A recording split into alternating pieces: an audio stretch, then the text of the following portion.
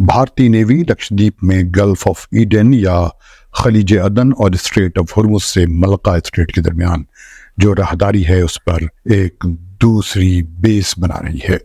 یہ خبر ایک روسی اخبار نے چھاپی ہے جسے تمام عرب میڈیا نے نقل کیا ہے۔ اس خبر کے مطابق اس بیس سے بھارت پائریسی اور ڈرگس کی اسمگلنگ کے خلاف آپریشنز کرے گا، لیکن اس خبر میں کہا گیا ہے کہ اس بیس کے ذریعے اس راستے سے تیل کے ٹینکرز کے آنے جانے پر بھی اثر پڑ سکتا ہے۔ تمام عرب میڈیا نے اس سلسلے میں اس خبر کے حوالے سے کہا ہے کہ بھارت اس بیس کے ذریعے چین کو عرب تیل کی سپلائی میں رکاوٹ کھڑی کر سکتا ہے۔ یہ دراصل چین نواز مالدیپ کے پریزیڈنٹ کے بھارت مخالف فیصلے کا نتیجہ ہے۔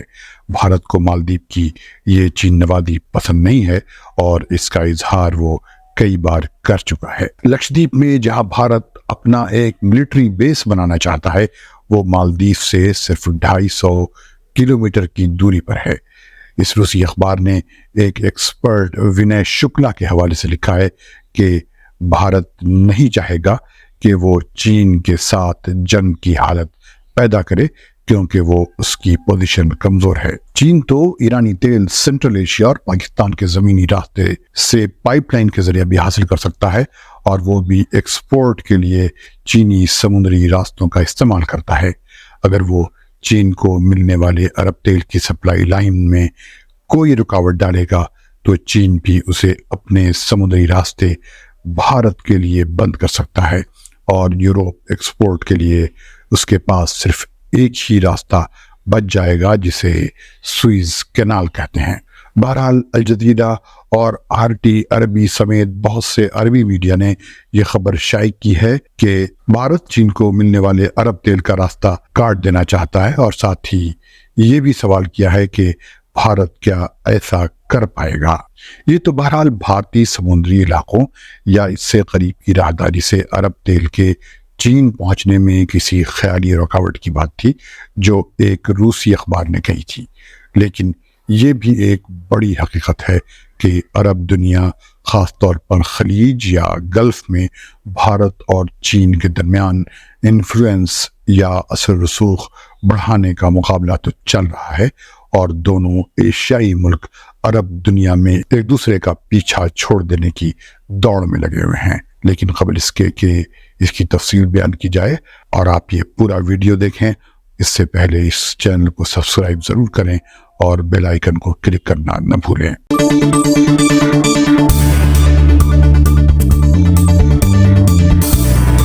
عرب دیش کے دیکھنے والوں کو فیض الحق کا سلام۔ ایک عرب ویب سائٹ رسیف نے لکھا ہے کہ بھارت اور گلف ملکوں کے درمیان تعلقات میں جو مضبوطی آئی ہے اس کا اثر اس علاقے میں چین کی سیاسی اور اکانومک ایڈوانسمنٹ کی راہ میں رکاوٹ کی شکل میں بھی سامنے آ رہا ہے۔ یہ بات رسیف نے Washington based Middle East Institute کے عرب پیننسولا افیئرز کے ڈائریکٹر جیرالڈ فیرسٹین کے حوالے سے کہی ہے۔ ان کے مطابق چین کے اس ایڈوانسمنٹ کو روکنے کے لیے بھارت عرب گلف کے ملکوں کے ساتھ اکانومک ریلیشنز کے ساتھ ساتھ بڑے پیمانے پر ڈیفنس اور سیکیورٹی کی پارٹنرشپ پر بھی توجہ دے رہا ہے۔ بھارت ان عرب گلف کے ملکوں سے تیل کی اپنی 60% ضرورت پوری کرتا ہے، اور وہ ان کا بڑا ٹریڈ پارٹنر بھی ہے۔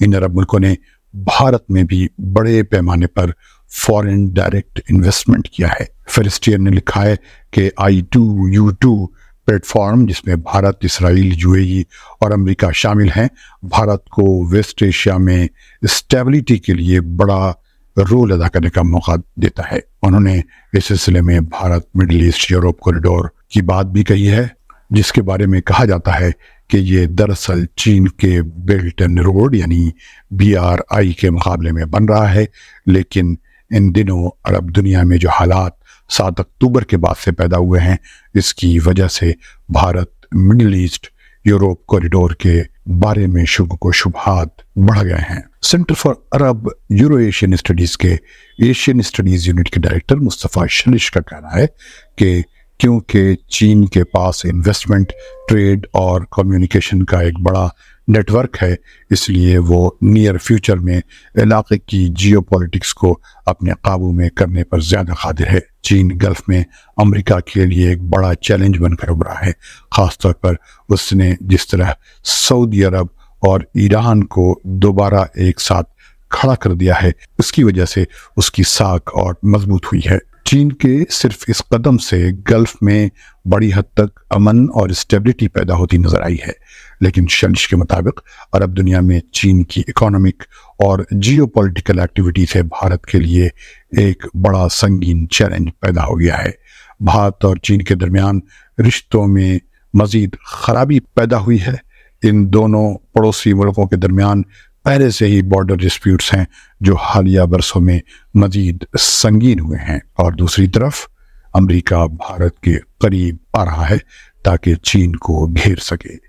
چین کے اخبار گلوبل ٹائمز نے لکھا ہے کہ یمن کے حوثیوں کے ریڈ سی میں حملے کے بعد جس طرح بھارت نے اس علاقے میں اپنی نیوی کو تعینات کیا ہے، اسے امریکی اور ویسٹرن پبلک اوپینین میں چین کے ساتھ بڑھتے کمپٹیشن کا نتیجہ سمجھا جا رہا ہے۔ بھارت گلف میں تمام اسٹریٹس میں، جن میں عرب سی، انڈین اوشن اور اسٹریٹ آف ایڈن شامل ہے، اپنا فوجی پریزنس بڑھا رہا ہے، جس کی وجہ سے چین کی ٹینشن بڑھ رہی ہے۔ شلش نے کہا ہے کہ اگر چین نے بھی اس علاقے میں اپنے فلیٹ 46 کو پہنچا دیا تو عرب واٹرز میں دونوں ملکوں کے درمیان کنفرنٹیشن لازمی ہے، یعنی عرب سرزمین پر امریکہ، چین اور بھارت آمنے سامنے ہوں گے۔ چین مڈل ایسٹ کو بیلٹ اینڈ روڈ انیشیٹو کے لیے بہت اہم مانتا ہے۔ چین نے الجزائر یعنی الجیریا، مصر، سعودی عرب، ایران اور یو اے ای کے ساتھ کمپریہنسو اسٹریٹجک پارٹنرشپ قائم کی ہے، اور قطر، اردن، عراق، مراکش یعنی موروکو، عمان، کویت، جبوتی اور سوڈان کے ساتھ بھی اسٹریٹجک ریلیشنز بنائے ہوئے ہیں۔ وہ جی سی سی ملکوں کے ساتھ فری ٹریڈ زون بنانے پر بھی کام کر رہا ہے، اور بعض عرب ملکوں کے ساتھ سیکیورٹی اور ملٹری کے میدان میں بھی تعلقات مضبوط کر رہا ہے۔ چینی اور سعودی فورسز نے جوائنٹ ملٹری ٹریننگ بھی کی ہے۔ پہلے سعودی عرب اس طرح کی ٹریننگ صرف امریکہ کے ساتھ ہی کرتا تھا۔ سعودی عرب یو اے ای کی طرح چین سے بھی وینگ لانگ پلینز خرید رہا ہے، اور سعودی عرب میں چین CH-4 ڈرونز بنانے کے پلان پر بھی کام کر رہا ہے، یعنی چین اور سعودی عرب اب ملٹری اور ڈیفنس انڈسٹری میں بھی ساتھ کام کرنے والے ہیں۔ سعودی عرب چین کو امریکہ کا الٹرنیٹو سمجھتا ہے، اور دونوں کے درمیان قربت روز بروز بڑھتی جا رہی ہے۔ چین اور بھارت کے درمیان دشمنی سب جانتے ہیں، لیکن کیا اس کا اظہار عرب سرزمین پر بھی ہوگا، یہ کسی نے نہیں سوچا تھا۔